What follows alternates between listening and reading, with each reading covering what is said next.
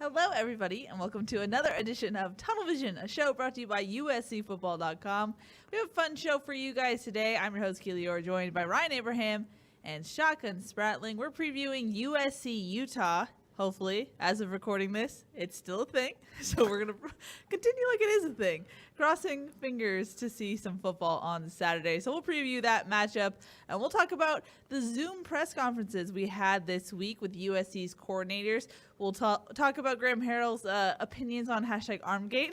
That's what we're calling it. Keane Slovis's balls aren't as crisp. We talked about it a lot, but we'll talk about what Graham Harrell had to say. And Don Orlando, he assessed his defense after 2 weeks, 2 games. So we'll talk about that. We'll give you injury updates, also some personnel updates as well.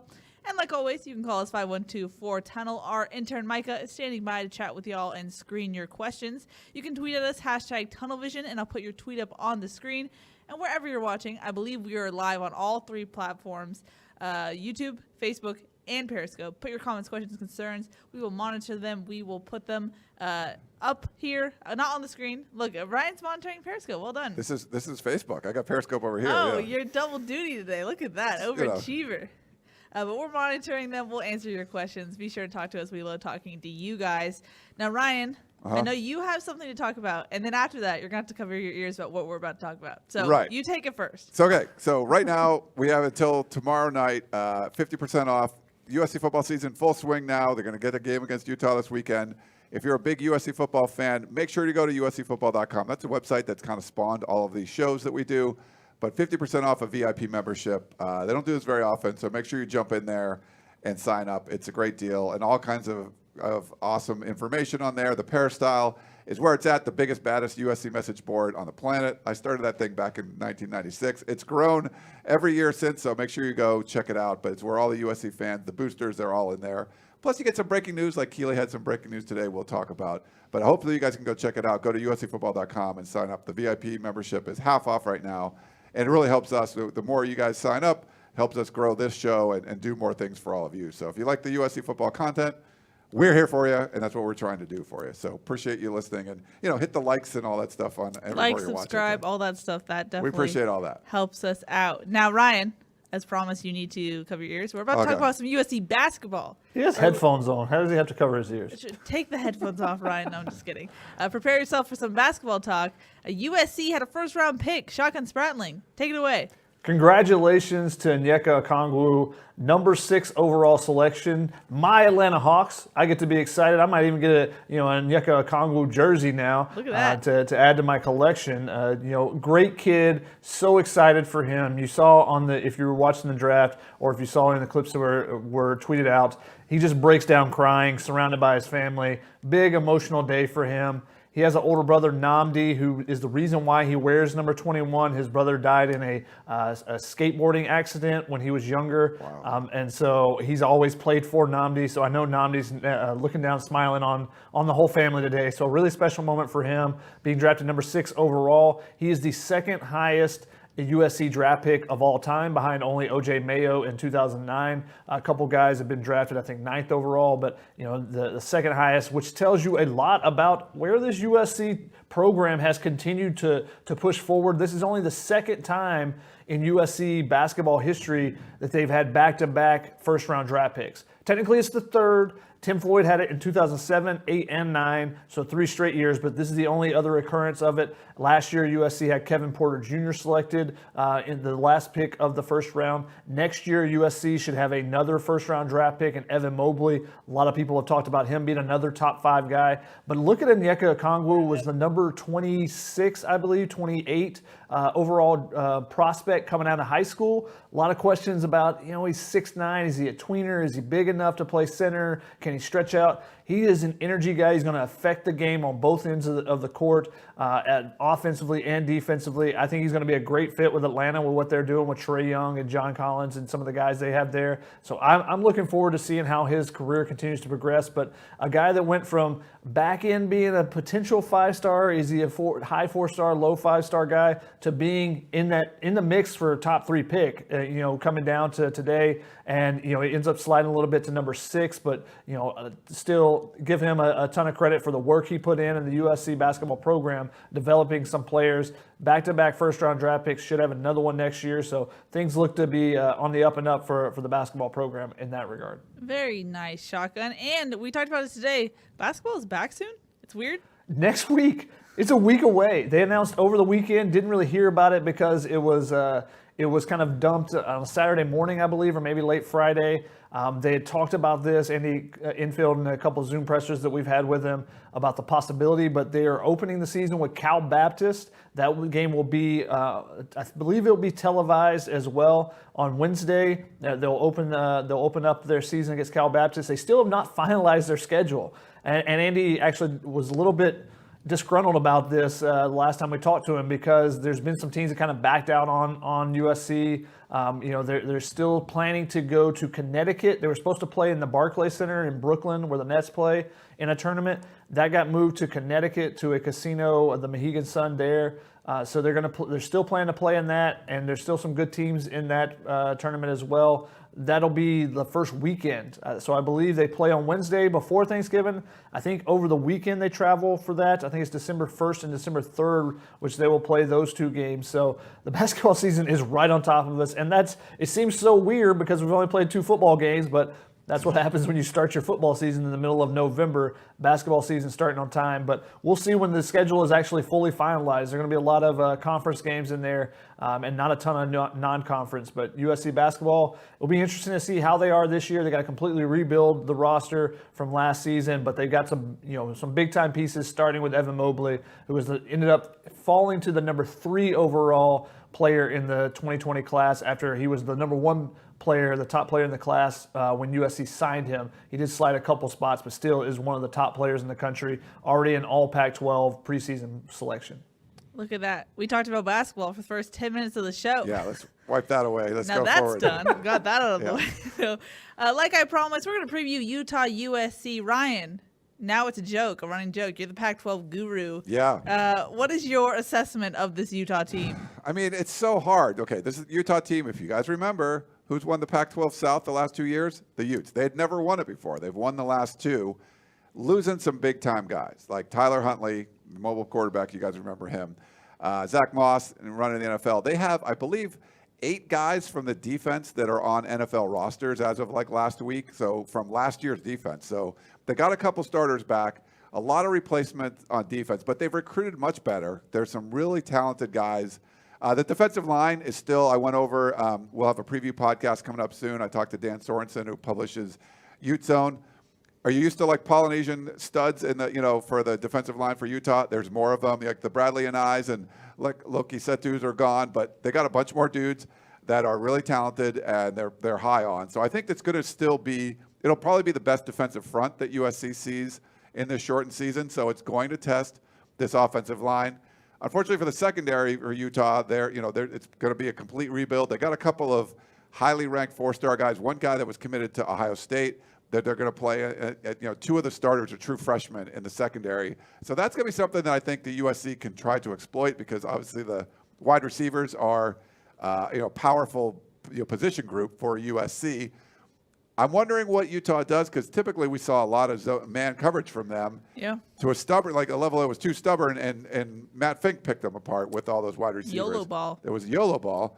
I talked to Dan Sorensen about this. He thinks because it's a bunch of new guys in the secondary, not a lot of experience, like talented guys, but just not a lot of experience, they might play a lot more zone. That's something that's been effective against USC. So that inexperience might help them do the right thing against USC. Yeah, you know what I mean? Like, interesting. Yeah, so it could work out in their favor, but there's still a lot of talent on this team, and they got a great group of running backs. Even losing a guy like Zach Moss, they still haven't announced their starting quarterback yet. It's Jake Bentley. So he transferred from South Carolina, and Cameron Rising he transferred in from Texas. So they're still battling out. Kyle Whittingham does not say anything about injuries, about COVID, they don't know who's winning the starting quarterback job. There's not a lot going on as far as like, what do you know?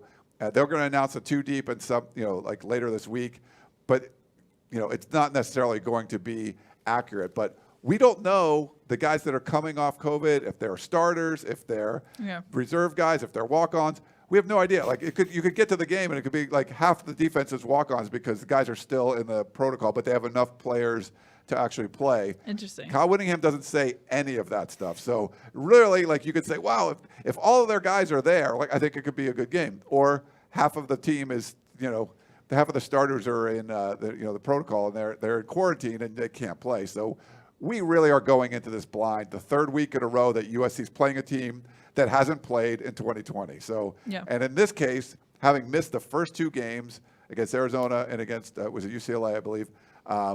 Because of the COVID protocol stuff, you really just don't know almost anything about this team. But there is talent. They've lost a bunch of guys from last year, but it's still a pretty stacked team, especially that defensive front, and that's something that can probably exploit this USC offensive line that, they've had some up and down moments this year, you could say. Mm-hmm. It was interesting. I saw a tweet earlier this week that was like, Kyle Whittingham says that they've got less walk-ons in their 1 and 2 deeps now. They're almost getting a 1 and 2 deep that doesn't have a bunch of walk-ons. So I think that tells you a lot about where they were at as far as the positive cases and the contact tracing, and hopefully everyone stays healthy there. You always hope that every team is fully healthy, unless you're playing UCLA and it's your rival. If you're a USC fan, then you want their star players to be nicked up for the weekend. But and Notre Dame probably too. But USC, they have to go into this attacking and be in attack mode. That's the thing that they've talked about. Well, we don't know what this coordinator is going to do. Be in attack mode for once. And I think they feel a little bit more confident this week because they have a general idea of the schematics. Morgan Scaley is not going to, drastically change things that he's done for 5 straight years, I don't think. But can USC still run the ball? They haven't done it the last 2 years. Now, is that a question? I mean, is that more a product of the fact that they had 4 defensive linemen that are probably in the NFL? I know at least a couple of them are with, just huge monsters in the middle with Leki Fotu and John Pennicini, Bradley and Nye coming off the edge. Or is it just their defense is so good and they do different things that USC can't handle? Those are the things USC should know, have a better idea of what's coming. And their players are better than everyone they play on this schedule. So now you shouldn't be worrying about, the personnel matchup, this wide receiver versus this cornerback.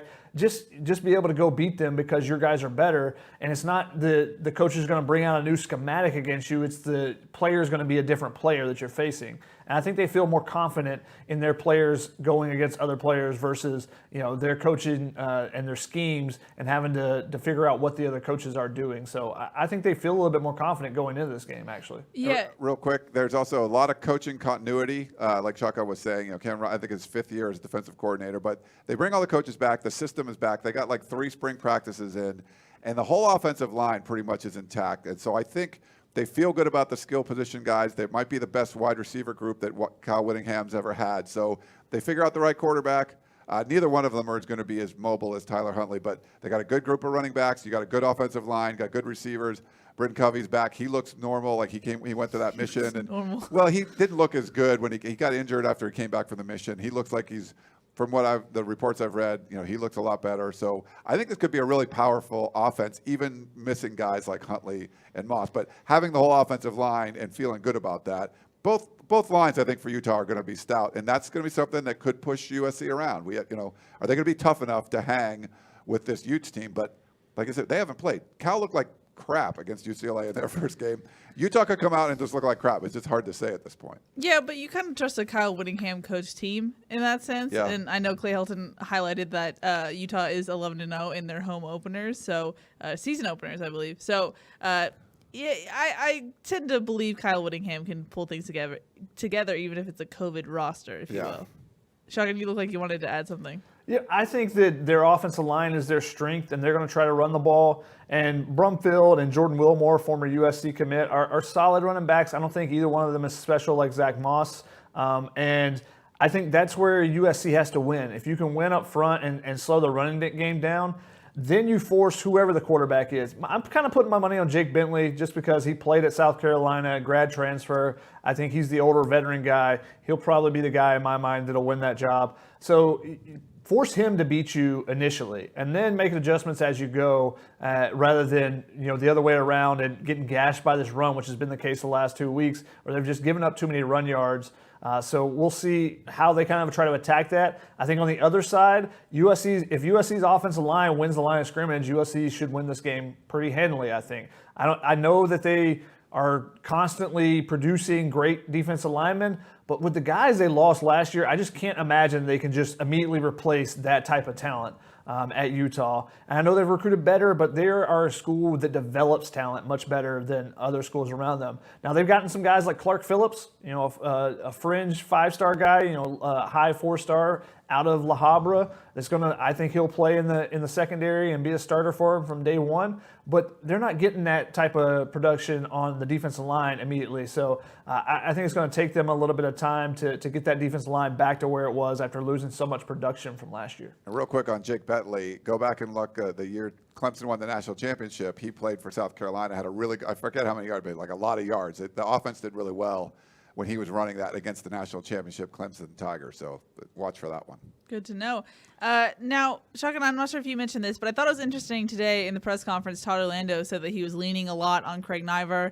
Naivar became the interim defensive coordinator for Texas after Orlando was fired, and they played Utah in the bowl game, and you have more time to prepare in a bowl game. So Naivar sounds like he really knows this Utah team to a certain extent, right, Shotgun?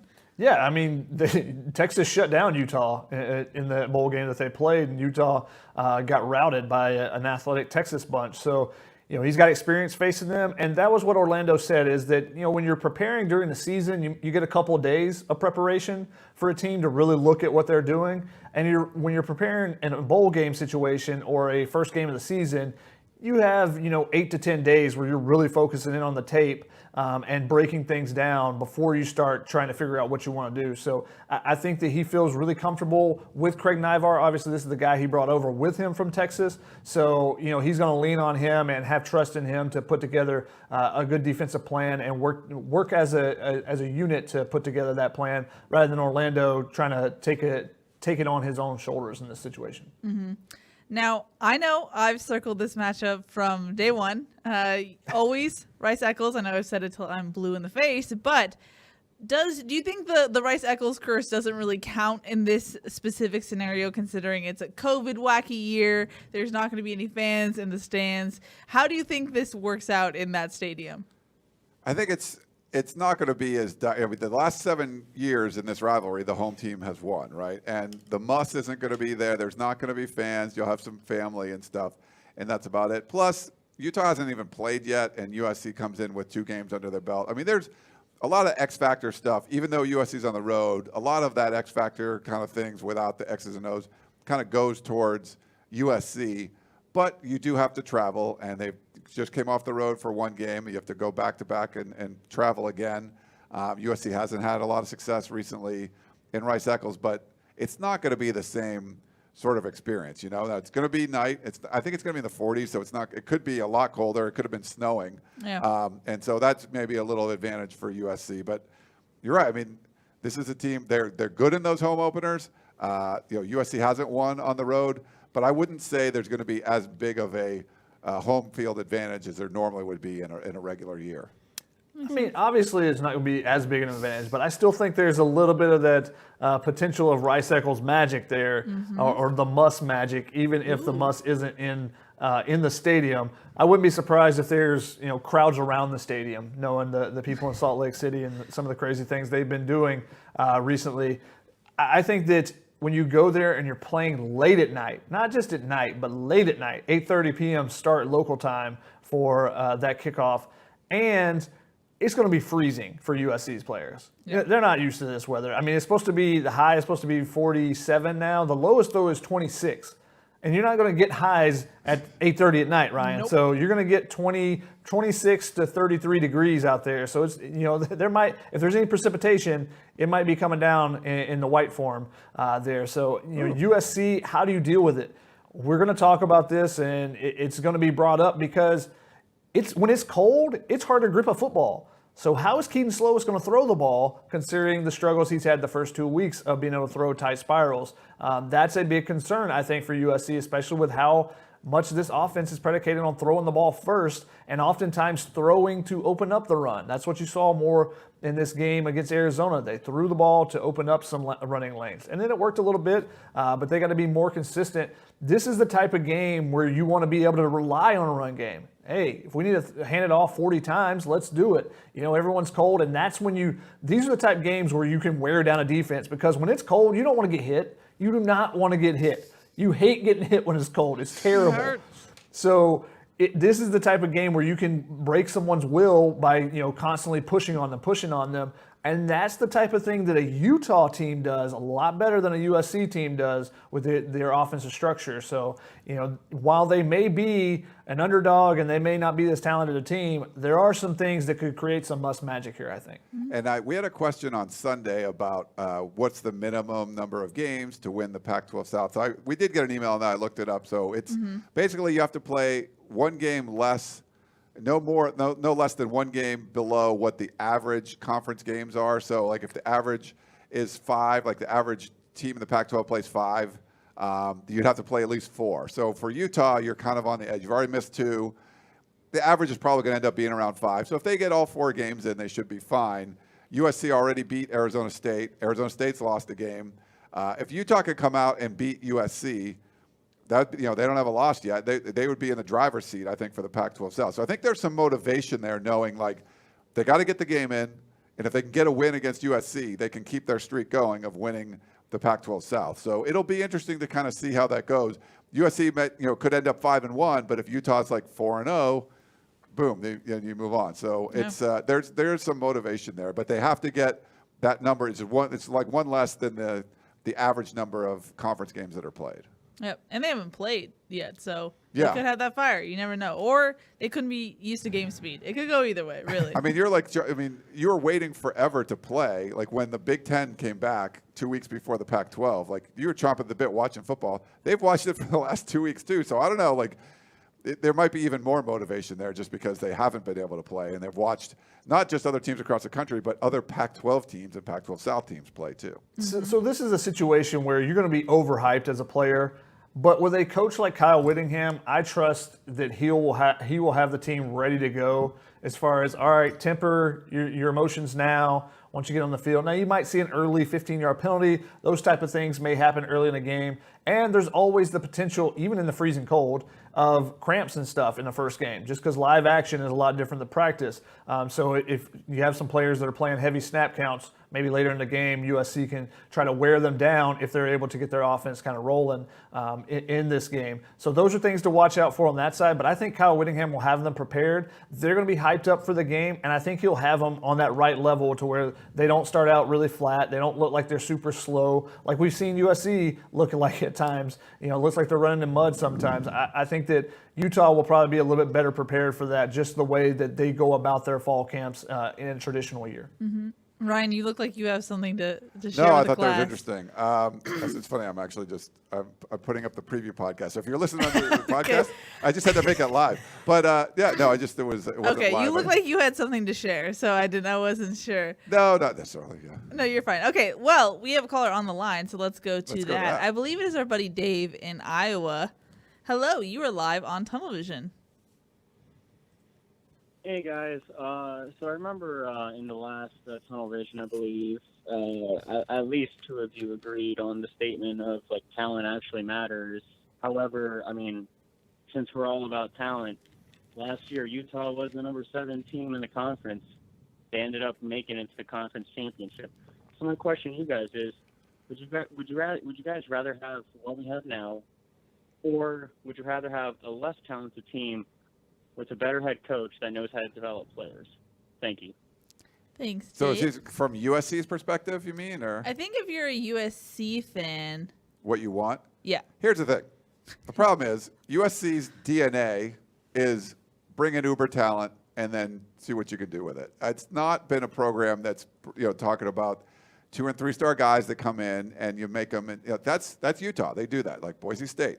There's programs that do that. Now Utah's slowly recruiting at the Pac-12 level as opposed to the Group of 5 level they're doing. They are they're replacing guys in the secondary, which a normal Utah team, if they were in the Mountain West or something, you wouldn't have 4-star freshmen that could come in and play. Now they do. So I think it's changing a little bit, but they do an excellent job at developing, but that's part of their DNA. That's part of their culture. And that's not necessarily not that USC doesn't develop players, but it's more about you bring in a Dory Jackson, and you're like, I've heard all about him. He's this 5-star guy. He comes in and it's like, oh, yeah, he's a stud. Does he get better or whatever? You can argue, but he's really good when he comes in. They get guys like that. That's the USC DNA. So would Kyle Whittingham trade rosters with USC? Like, it probably would, but there's also the thing, the old OKGs are kind of guys. Chris Peterson wanted that at Washington. Kyle Whittingham does stuff like that. I think for USC, your kind of guys are the 5-star guys that are local, the 4-star guys that are local. That's what you got to get. And you need to get, obviously, a coach that can kind of develop. And not all the guys are going to be like that. You want someone that's, a third-year junior that comes out of nowhere. You're like, wow, he's got a lot better. He's put on 50 pounds since he was a freshman, and we didn't expect him. He grew from a tight end. He's now a left tackle, and he's a stud. You need some of that too, but that's the coaching. But for USC, I don't think you change the DNA. You got to go with the talent. Ideally, you get the 5-star guys, and then you also get the Clay Matthews of the group. You find a walk-on, or you find a Chad Wheeler, a 3-star lineman, and say that guy's athletic, he can move, and we'll be able to put some weight on him, and he'll become an NFL player. That's what you want to do. And if you're recruiting at a high level, and if you're producing talent, then you have an opportunity to play those young guys early, but also take a couple of flyers, if you want to call them that, the 3-star guys that people don't talk about on National Signing Day. You take a couple of those guys, you say, we think they're going to be good down the road. Those are going to be 4 or 5-year guys versus some of the 3-year guys that we take that are 5-star guys that are going to be here for 3 years and then get out. It's kind of the balance. Can you find a balance of, if you're a basketball team, can you find a balance of one-and-done talent, but some older guys that bring some experience and can knock down shots for you in the corners? Those type of things.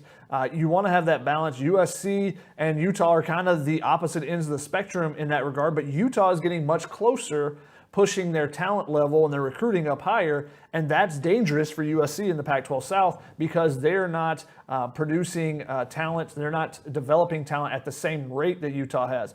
But let's see what Utah does after losing so much talent, because occasionally you'll see, it's easier to see, it's more drastic at a mid-major level. Say basketball, they have a group of seniors that's really tight-knit and they play well together. They make a good run in the NCAA tournament. You don't hear about that team again for like 4 years because they have to basically go through a cycle. Now let's see if Utah, instead of having to they can rebuild rather than having to recycle through and have to go through a couple year cycle before they're ready to come to the same talent level that they were at last year. That's the big question. That's the next step, the next hurdle for Kyle Whittingham's program. Hey, Keely, we got. Yes. I just want to give a shout out to John on Facebook. He's liking the heck out of the show. I appreciate that. Nice. He also had a question, so you want me to just jump in? Is that Sure. real quick? Go for So he it. said, with all the changes in college football this season, why doesn't the NCAA get smart and make it an 8-team playoff? All five Power 5 conference champs, 1 non-Power 5, 1 group of 5, and 2 at-large teams. It makes so much sense, and no one will complain. TV would love it, fans would love it, and it just makes so much sense because all the conferences can do what is right for their teams. And John, thanks again he's still liking it. Thank you. But yeah, no, I like that idea. I thought they should do that from the beginning. The College Football Playoff Committee is pretty rigid in what they do, and they've said numerous times that that's not something that they were looking at. But if there's still more chaos and there's more SEC games canceled and things get pushed back, there's a lot of pushback of, changing the deadline for the college football playoff because it's going to run into the NFL, and there's a lot of issues there. But if there's more and more cancellations happening and you want to continue this going, I think it's a perfect time to do it. But in a chaos year, do something crazy. You don't have to go back to it, but you could see if the 8-team thing would work, just like the 9 a.m. thing. That was an experiment. You can do it in a COVID year. So I thought it would have been great to do that, but they were pretty inflexible. Yeah, it's something that probably should be explored, and it's something that, you know, the conference that's struggling to get into the playoffs should be really pushing for. Oh, wait, that's the Pac-12, and that's Larry Scott, and that hasn't really happened. So that's part of the issue. He should have been pushing hard for this constantly.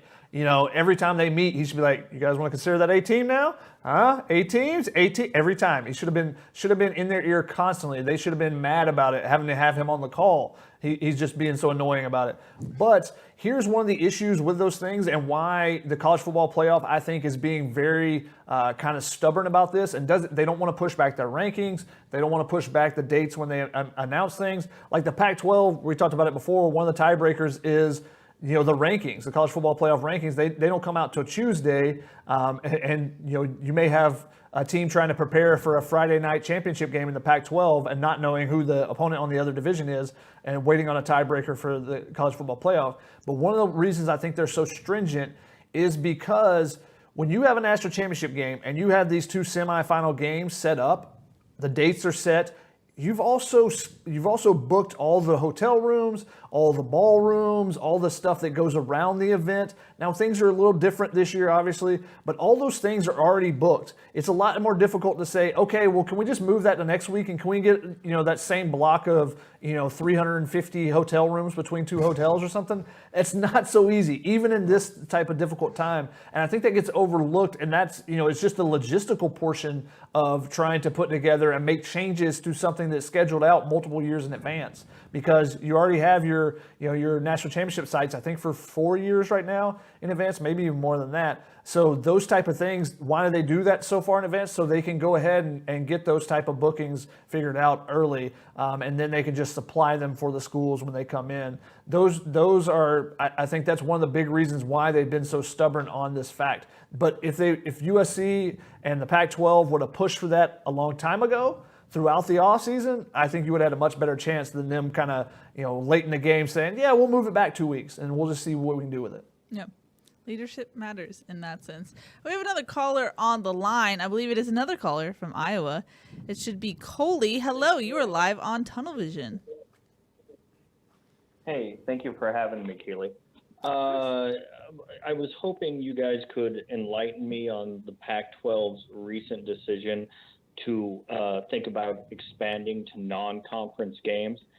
I guess I'm just a little confused because California itself is in a difficult position where Cal and Stanford are very restricted, and yet, you might get a game in with UCLA or USC down in Southern California or Oregon. What is the Pac-12's idea about this? It's too late to play Notre Dame. Our bye week is this week. Is there actual interest in other individual teams playing the Pac-12? I guess I'm just confused. Is the Pac-12's bigger idea of finally now doing this? Thanks for your time. Thanks, Coley. Yeah, so John Wilner broke that this morning, I believe it was. Yes. Bruce Feldman came out and said that the 80s really didn't vote on it, and it would be up to the presidents and the chancellors, the CEO group, to actually approve it. Coley, it's mostly going to be, and everyone's like, oh, play BYU, play Notre Dame. And my understanding would be just mostly be you have some team has to opt out because of COVID stuff. Now you have an open date. Remember, Nebraska had that, and they wanted to play someone. The Big Ten told them to pound sand.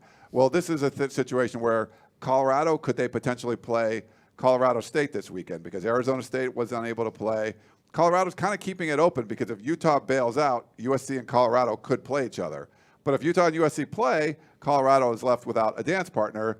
Could they end up playing Colorado State, who their opponent was also hit with COVID and they were out? So it's one of those things where could they get approval to do something like that? It's not necessarily, hey, let's go out and schedule games. There's no open dates. I mean, everything's crammed in to the end of, at the end of the season when the college football playoff makes their decision. If you want to play an extra game after that, just for fun, I don't think anyone's going to do anything like that. But until that date gets moved, there's just limited windows to play. There's just limited weeks left to play. So it's really just about someone drops out. I don't think it would necessarily be a marquee matchup like USC Notre Dame. It would be Colorado State because it's a last-minute thing that would work. And maybe you get a BYU or something because there's some free agents out there that are still looking for games. And BYU really would like to pad their resume. If they could play a Pac-12 team, they would likely do it. Yeah, I think it's it's going to be regional games. I don't think you're going to see USC play Notre Dame, unfortunately. I don't think you're going to see USC go play Mississippi State or something and try to play, or Washington State play Mississippi State and get the Leach Bowl. Those things aren't going to happen, but what they're trying to do is, hey, we only have this many weeks. We thought it was going to go nice, smooth sailing with this daily testing. Oh, crap. We're still having issues. Can we rally to get some games in? Because one thing is, there's a lot of money on the line. Every game they lose is a big amount of money. I think Wilner said it was something like $425,000 a school for each game they lose or something like that. So, the TV money that they're not having if they don't produce the game. So they would much rather if Utah's sitting there or, UCLA and Cal last week, hey, if we can match them up, great. But if there was a third team because there was a chance that, Washington wasn't going to be able to play Oregon State, okay, well, can we match up Washington with Montana? Can we match them up with Wyoming? Can we get a game in just so they can be something that's televised and so these guys can play, so they can get the tape? The players want to play, even if they, if USC has to play San Diego State or San Jose State, that'd be a good matchup right now. San Jose State, I think, is ranked right now. So, I don't think that you're necessarily going to be able to cherry pick and say, let's see if we can get Oregon versus BYU and see if BYU's legit. It's Wednesday and someone, drops out and they go, hey, Colorado's free. Their opponent can't play. BYU doesn't have a game. Can we get it together? Let's do it. And that's how it's going to come together. You're going to see some late in the week type of scheduling rather than, finding some marquee matchups and circling it on the calendar. Yeah. I give props to the Pac-12 for making Cal UCLA happen on Sunday morning. Yep. That was, everyone wanted Washington, Arizona that first week. They're so much further apart, and the truck was in Salt Lake City, and for Arizona, it needed to get to Seattle. I get it. They probably could have had it on Monday or Sunday, but I think realizing, holy crap, we should have had that game be played. Whatever we can do to make a game happen, we should. And putting it on Sunday morning at 9 a.m., I thought was brilliant. Mm-hmm. Thanks, Coley, for the call. Some people, the Peanut Gallery in YouTube was like, he has a voice. So there you go. He's called before, yeah. He has. Now, like I mentioned. He sends us stuff, too, so we like him. Yeah. True, yeah. As I mentioned at the top of the show, we got to hear from USC's coordinators this week. I'm going to dive into rapid-fire questions right after this. So, Shotgun, I'm putting you on probation. I am. Any interesting tidbits you guys took away? I know we've talked about Armgate ad nauseum. Graham Harrell talked about it. Todd Orlando gave his assessment of this defense. Shotgun, gotta go to you. I said this when we recorded the Family Feud podcast earlier today, which will be up tomorrow as long as Keely takes care of her business. Now she put me on probation. How dare you? But it was interesting that you're getting different stories from the head coach, the offensive coordinator, and the quarterback. And Clay, says, oh, it's slick, it's wet balls, it's windy. Keaton Slovis says it's a mechanical issue. And then Graham Harrell goes, it's not a mechanical issue. I don't know where he got that from. Yep. It's like, what? Wait, what just happened here? Yep. And then he goes on and basically says, he thought it was a mental issue with him. He had one slip and then suddenly it got in his head and he kind of had the yips a little bit. And then Clay Helton, right before that, had said, I asked him again about it, and one of the things I want to know is, hey, did you look at his mechanics from last year, compare them to this year, and either tell him and convince him, say, hey, look, your mechanics are exactly the same. You're doing great. Just let the ball fly. Or say, hey, look, something's different here. Let's make a little bit of an adjustment. And Clay, shut that down and said, I'm going to say it again. It was the slick balls. It was the wind. And he said, we're not going to talk about this again.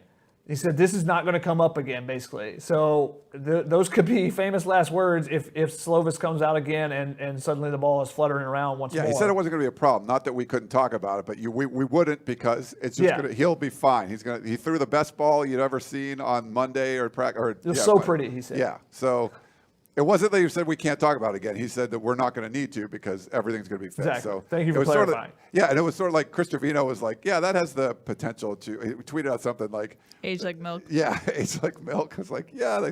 I mean, if the balls come out fluttering on Saturday, you're going to be right back at it. It just looks even worse. And Keely and I talked about it on the podcast, Shotgun. If you're going to come in and you have like a story and you're going to lie about it, everyone should be on the same page. The fact that there was 3 different stories, you're either like terrible at like, hey, we can't say what's really happening, but we're not going to coordinate what it is, or you like, but I don't know if you'd be lying about it if you all had a different story. They just might not know, I guess, or maybe it's some kind of mental thing. But it is interesting. It just doesn't seem like this. Even if it's whatever it is, the 3 of them should have got together and had the same story. The fact that there's 3 different stories, and part of it being, we know at least something Clay Helton said wasn't true. It was not windy there. So he's, bringing up wind is not a factor. That just seems like you're throwing things on the wall, like, well, wind, slick balls, whatever, just throwing things out there, just hoping something sticks. Mm-hmm. Now, as far as Orlando, Shotgun, I asked about team speed and how he thinks his team is reading and reacting right now. He didn't seem like he is where he wants it to be. Yeah, his response was, it's going to get better. Yeah. He didn't really, immediately try to answer the question. He was just like, we're going to get it better. Because that tells me he knows it's an issue too. There's times where it looks like they're sluggish. And I don't know if they're still processing and because it's a new defense and there's not full speed going yet, but there are some bad angles that have been taken on defense, and also some times where it just looks like that they're not, things aren't clicking immediately, and then read and react immediate first step. It seems like it's taken them a second. Yeah, and it was kind of weird listening to Todd Orlando because it was like, you got to understand, guys, like this is really, we've only had a couple weeks, and like I'm not saying there were like excuses, because I do like the fact that he's saying it's going to get better. Like there's at least admission that like it's not good enough, but some of it is like, well, we just don't have a lot of time and we haven't played as many games. And it sounds like he really wanted more practice time than he got. It's college football, though. You want to be able to, like, Graham Harrell installed his offense in 3 practices. Apparently, it's not as easy to do the Todd Orlando defense in 3 practices, but it sounded like when, I don't know if you guys saw the same thing, just when he was talking about it, it's like there's just not that many weeks that they've played, and so it's going to take a while. But you have a 6-game season or 7-game season, there's just not a lot of time to ramp up. You got to be ready to go right away. Yeah. And I think you're going to see this defense progress each week. And I think you saw some progression from week 1 to week 2. There's some things that they didn't do well in the first week that they did better the second week. And we'll see where they are with injuries. I think that played a part into why they gave up some of the yards that they gave up in this game, even though those guys that stepped in did a pretty good job. But speaking of timing, Ryan, and how long it takes to implement an offense, Graham Harrell said, it's pretty easy to teach going under center, but they just don't have time for that. I asked him about that this week, and because Clay Helton deferred to him, we keep getting questions from all you guys about going under center, so I asked Graham to explain, and he said it's something they could do, but it just takes too much time to kind of master it, and so they want to focus on what they do on a regular basis, and they're going to stick to that. The whole offense is installed in 3 spring practices. You can't go under center at some point. How do you squeeze that in? And then the weirdest thing was when Clay Helton spoke, guys, when you're talking about this, how he said, unprovoked, just brought out that how disciplined this team is, especially in critical situations. And it was just like, you're the most penalized team in the Pac-12. The critical situations could include maybe being 3rd and goal at the 1-yard line and getting 2 penalties to be 3rd and 11 and then missing a field goal. I don't know where that came from, but sometimes. All right, let me explain where that comes from. Okay. He's watched the final 4 minutes of both the first 2 weeks, and he said, look, when those are the critical situations. Yeah, when we get our backs against the wall, we will, put together what we're supposed to do.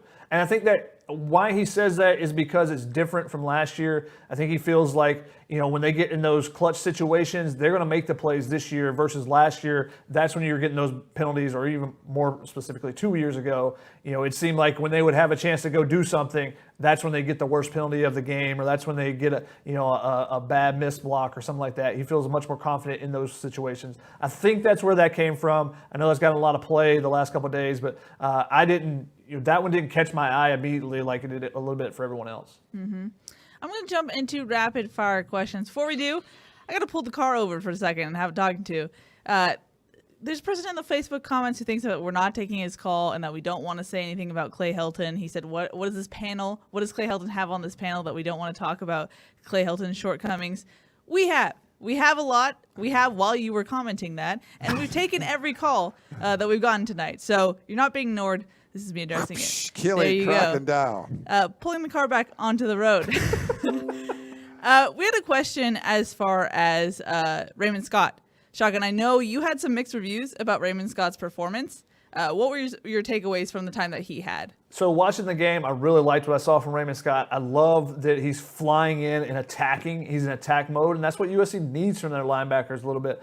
But then rewatching the game, there's some times when he attacks too much and leaves open some run gaps. So he didn't actually grade out really well as far as Pro Football Focus's grades. But I think given the circumstances that he made impact plays in there. I thought he did a great job as far as coming in a situation where he had 7 career defensive snaps before this game, and those were at safety. He comes in at linebacker and makes some plays and made an impact. Now he gave up some runs, and he wasn't in the right spot at all the times. But I think those are things you get corrected. So I come away from it with a positive vibe and some positive feelings that, hey, if Palaie Naitiote is not able to go this week, Raymond Scott, I think, will step up and take over that starting spot. And this is a guy that probably a month ago was playing safety still. So it's very interesting. But he's a guy that when we saw him in high school always made plays. So not that surprised by it. But he does have some things to clean up. So I had to temper my excitement for his game after rewatching the game a couple times. We got a Periscope from JoJo. He had a couple draft questions, I guess maybe because the NBA draft is going on. But one of them was, who gets drafted higher among assuming the current trajectory, Marlon Tuipulotu or Jay Tufele? I think Jay Tufele still goes there because of the potential. He's more explosive. Now, I think Marlon has done nothing but enhanced his draft stock this season with the first 2 games, and especially if he does it for 4 more weeks. He doesn't have to be, All-American for 4 weeks, but just be consistent for 4 weeks, because that's been an issue for him the last couple of years. He's faded a little bit in the second half of the season, and NFL scouts may look at that and ding him because 16 games is more than 12 and definitely more than 6. So can you keep it up for 6 weeks in a row? I think if he can, I think that really boosts his stock. He's doing some great things. He's super strong there. He's an anchor in the middle of that line and doing some really nice things for USC, allowing everyone around him some easier access. He's going to start getting some major double teams, which means one-on-ones for Drake Jackson or one-on-one for Nick Figueroa, who's playing really, really well as well. And the same thing for the linebackers behind him.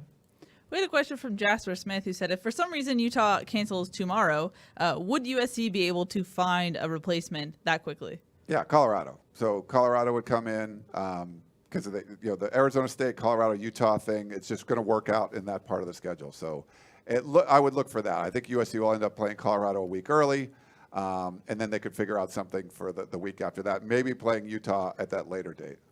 Sunduck Hawkeye says, how will altitude and cold affect USC's performance on Saturday? Negatively. That's a good answer. Yeah. I think USC is definitely much more used to the nice warm temperatures of Southern California, even here in the crisp fall. So watch and see the throws. Is Keaton Slovis, are the throws crisp, but also with the altitude, does he get under some throws and they just kind of sail on him a little bit? Because that can happen to quarterbacks at times. We saw UCLA go to Colorado in the first week and just not play well, and we didn't think Colorado would be that good, or I didn't at least. The altitude is a big factor of it. We haven't mentioned that yet, so good on the caller to mention it. Mm-hmm. Willis on Facebook said, do you guys think Keaton Slovis will ever run on the zone read? It's like he could have had that first down a couple times, and it's like he's not reading the defensive end. Yeah, no, I don't think they want him to. They got 2 scholarship quarterbacks, and their backup, the third-string guy, had compartment syndrome, and he's out. So I don't think they want to do that. I think they'd rather just run their running backs and not really have him be part of the running game. But I don't know. What do you think, Shaka?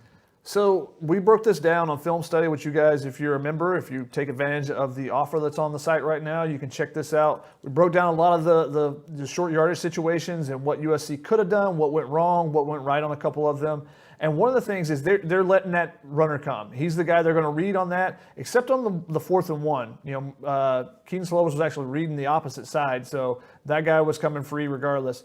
But one of the things we note is instead of Keaton Slovis running it, It's in RPO, as in a run-pass option. And the option is, instead of Keaton Slovis running the ball and taking off himself, is for him to throw a quick wide receiver screen. That's why you saw so many of those in this game. That's the read off that. If they see that defender right there is crashing down, they're going to throw that out there and expect their wide receiver to make one guy miss and then be off to the races. And you saw that, them picking up 9 yards on a Brew McCoy first down. That was the play we noted it in the film, but there were some other plays similarly. Tyler Vaughns picks up 17 yards on one. They're going to trust their guys to get one block from the other receiver and then be able to get by someone and pick up a chunk yardage play on first down if teams are crashing the linebackers down. Because usually on a wide receiver screen, that linebacker has to take off running outside to help out as the DBs try to push the play back inside and allow the linebacker to make the play. So if he's crashing, you throw it, take advantage.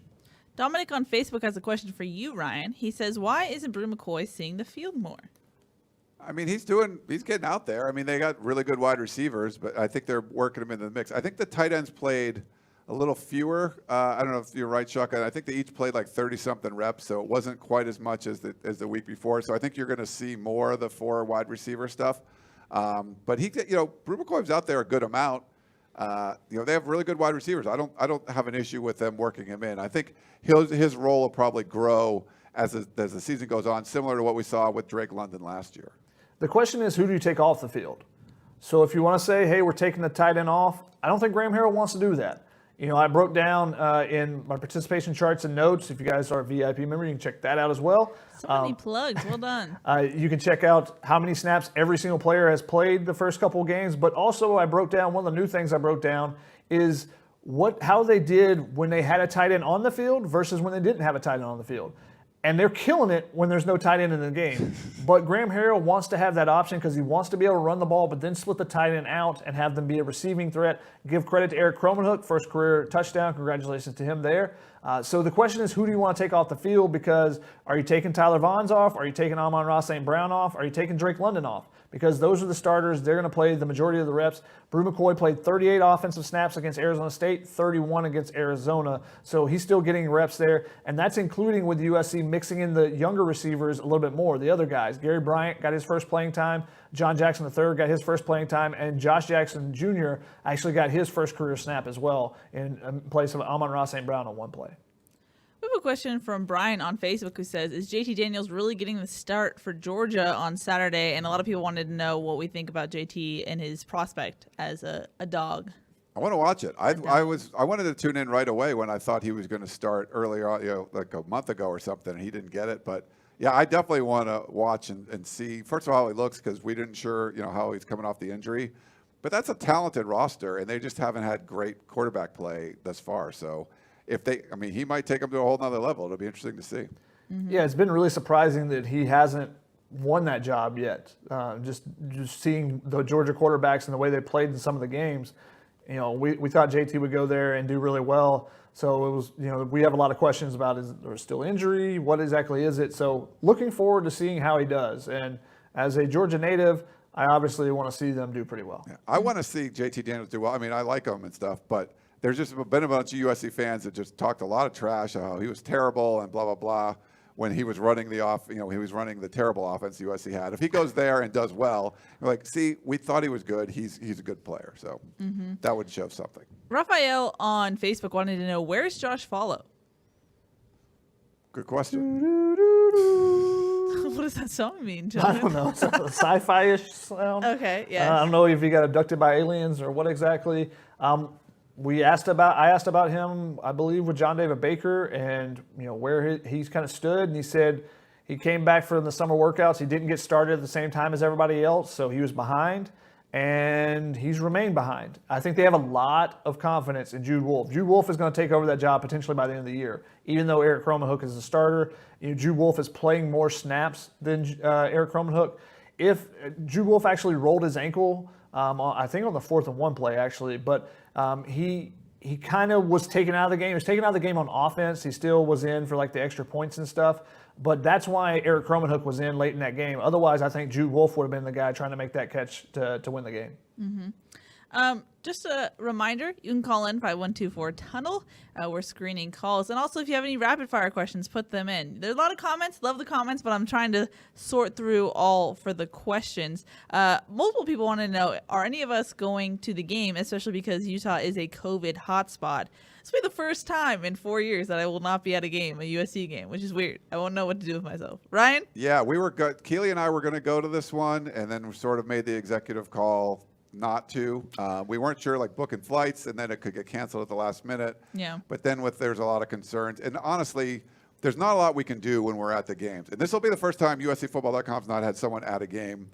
I mean, I don't know, in decades. Wow. It's crazy. Like no one will be there. I literally was going to go at the last minute and just kind of made the decision not to. What you can do is you can be in the press box or you can be in the stands, like taking pictures and watch it live, but you can't do anything else. You can't get close to people. Yeah. So the interviews you're doing you could do the same ones at home over Zoom. Mm-hmm. So it's not, the risk reward. It wasn't a lot of reward for the potential risk. So yeah, we're all in studio now. We're just trying to be safe. We're all 6 feet apart, wear masks in and out and everything. We get tested and all that. Yeah. So, but going there and doing the travel, Keely and Chris went to Arizona. They drove. This would be a flight. There's just a lot of difference. Yeah, the flying was kind of the deciding factor on that one. So we decided not to go, unfortunately. But we'll still be there. We'll still be covering the game and stuff and get analysis and the interviews, just not in person anymore. Yeah, the full shebang.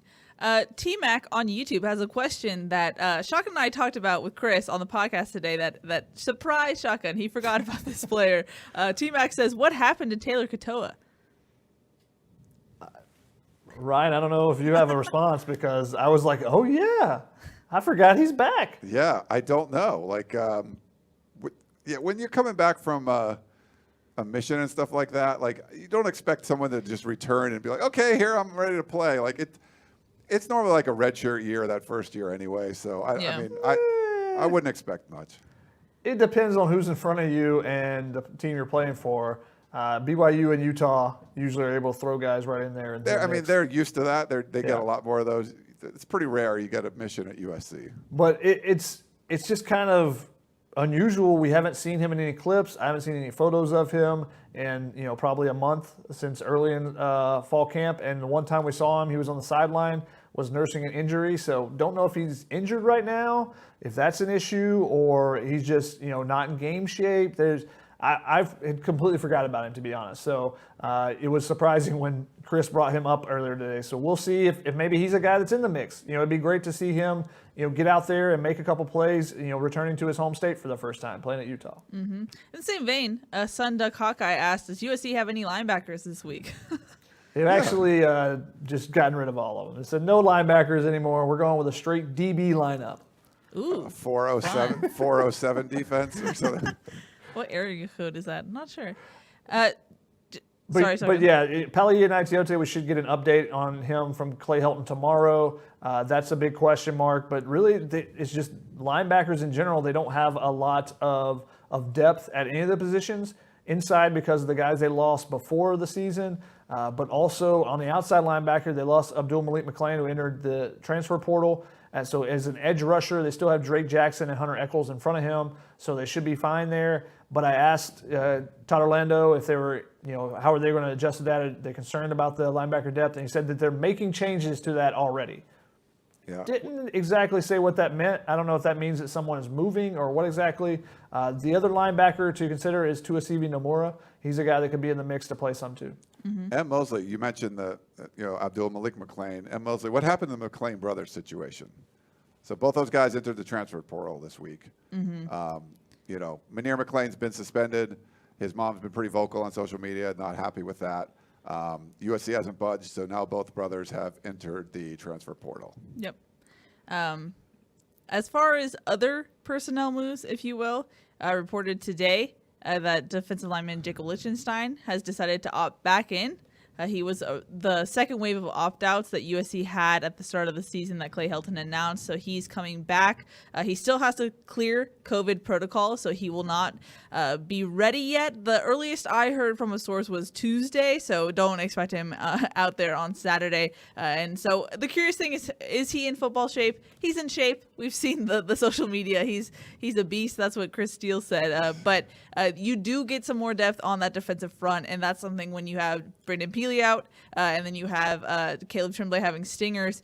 I'm really curious what that means for especially Brandon Peely long term, because I heard there was some talk with the coaches to try and get Lichtenstein back. So does that mean that they think someone's out for a longer time? Not sure yet. I'll try and ask more about that. But Shotgun, I know you want to jump in here. Yeah, I think Lichtenstein's a guy. I had pegged him coming into this season before everything happened that he was a breakout candidate after missing all last season. He had really developed in that last month or so of the 2018 season. And the work that he put in the offseason, seeing his workouts and stuff, he looked like he was, had that year last year not being able to play really motivated him and pushed him to another level. So I think getting him back, the interesting question will be which spot do they put him at? Because do you put him where Caleb Tremblay has been starting and have that be a battle? Is he a backup tomorrow in the Tuipulotu? If you can get him and Peely and Tremblay back, you feel really confident with that linebacker depth. And maybe you put an extra lineman out there to soften the blow of the linebackers that you've lost. Maybe that's an adjustment that Todd Orlando decides to make as well. Mm-hmm. Shotgun, is there any other rapid-fire questions you think I should get at while we wrap it up? We've reached the top of the hour. Scott, there's a recruiting one from Scott on Periscope. How will USC deal with the extension of the dead period or any workarounds? That's a good point. For athletes? How do we reach these poor kids stuck in limbo? And yeah, so the NCAA announced today the dead period's going through April, right? Was it April 15th or April? Yes. Yeah. So it's been a year, basically, a little over a year since the recruiting dead period. No visits, no in-person stuff. So the class of 2021 didn't get to take any official visits. All that pomp and circumstance around the recruiting aspect is gone for them. And it's tough. I think it's, you're missing your prom, you're missing all these things, but not being able to be recruited at all, just over Zoom calls and things, it's difficult. They changed the rules a little bit so they can have like student workers like call recruits now for the coaches. Like usually the coach has to be present. That's been eased up a little bit. But I think it's a tough situation. I mean, it puts more on the evaluation of the coaches. They have to evaluate these guys on tape that had from their junior year. They didn't get to play in their senior year.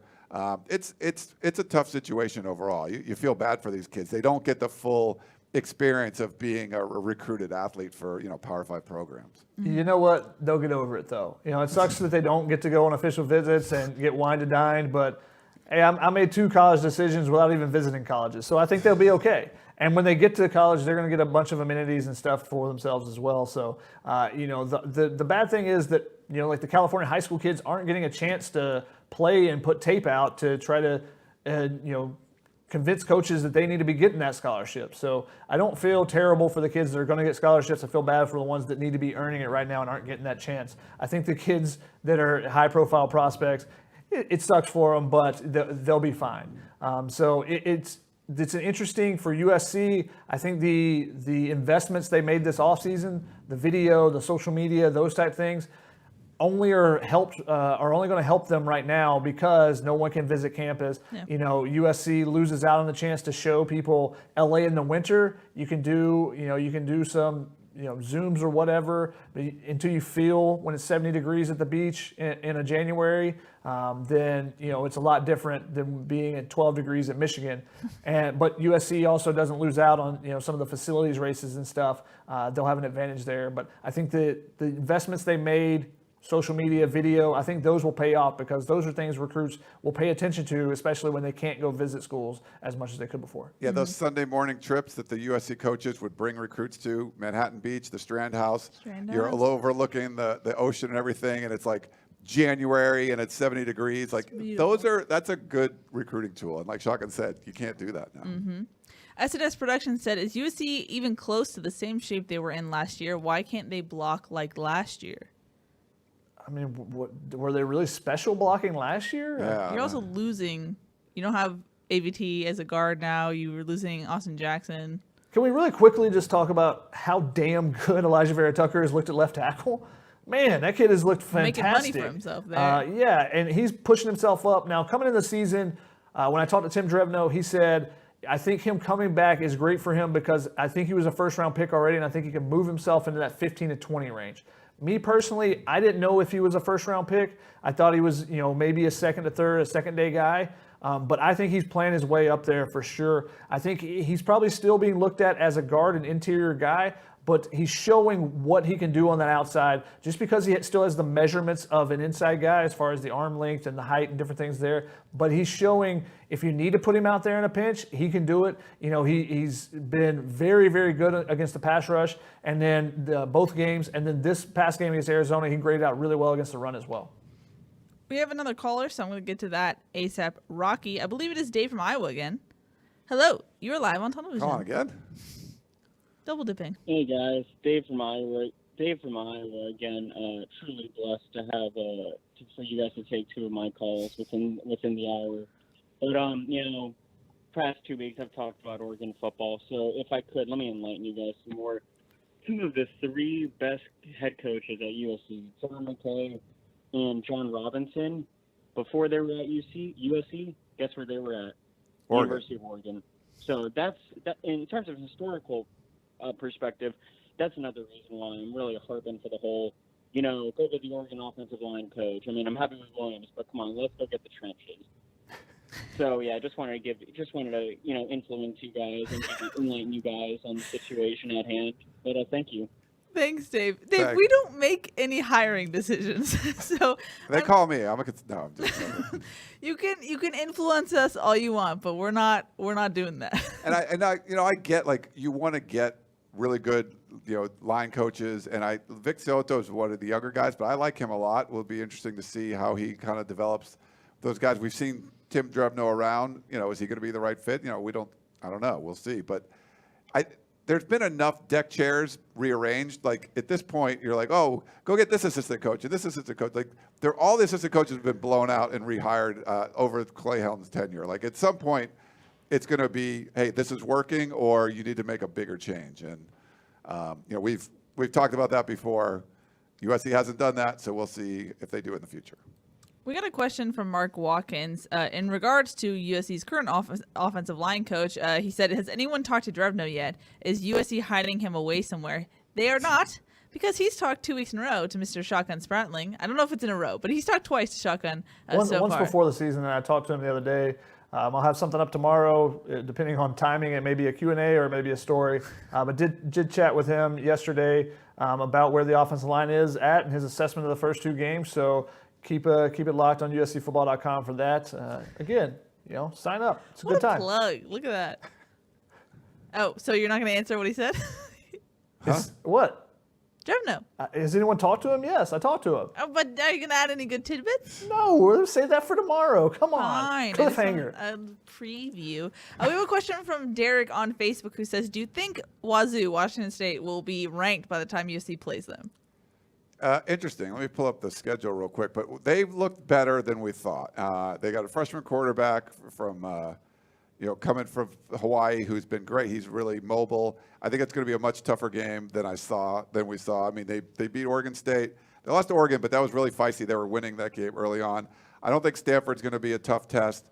The Washington game will be. So the Apple Cup is going to be on a Friday night, Thanksgiving, and then they play USC. So they'll probably beat Stanford. If they beat Washington and are 3-1, I think they would be ranked going in to the USC game. Who knows? Because who knows what else is going to happen around the nation? Who's going to be, is Coastal Carolina continuing to win, or teams like that? You just don't know right now. So, true. But one of the things that you point out, Jaden DeLora, that's a guy USC tried to get in with late, tried to flip to try to add him to the 2019 class or 2020 class, and the guys that USC's done that with, like some late ads, they've watched his film and really picked apart, have ended up being some pretty good dudes. I mean, you got Dylan Gabriel was a guy from Hawaii as well, is what made me think of it at UCF. He's been killing it down there. USC tried to sneak in late on that one. There's been a couple guys that have done that, so I think they're evaluating quarterbacks really well.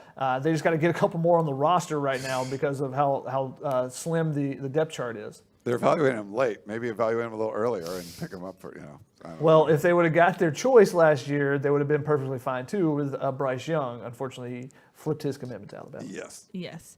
Adler says, is Utah's quarterback a running threat? Do we know the starter?